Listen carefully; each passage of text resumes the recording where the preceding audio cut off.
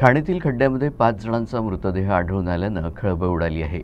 नागपूर जिल्ह्याच्या कुही तालुक्यातील सुरगाव शिवारात ही घटना उघडकीला आली। पोलिसांनी माहिती मिळताच मृतदेह शवविच्छेदनासाठी पाठवून पंचनामा केला। 5 मृतकांपैकी 4 जण एकाच कुटुंबातील सदस्य आहेत।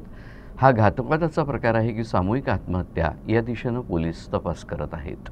नागपूर जिल्ह्यातील कुही तालुक्यातल्या सुरगाव शिवारात खाणीतील खड्ड्यात भरलेल्या पाण्यात बुडून 5 जणांचा मृत्यू झाल्यानं खळबळ उडाली।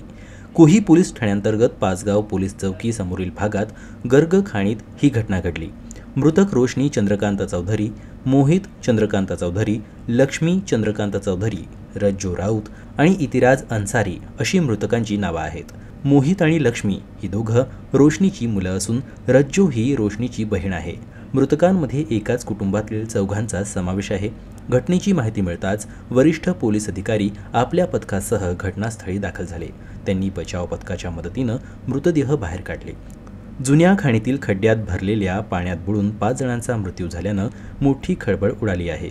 तर रोशनी, मोहित आणि लक्ष्मी हे तिघे धुळे येथील रहिवासी आहे, तर रज्जो आणि अन्सारी हे नागपूरचे रहिवासी आहे।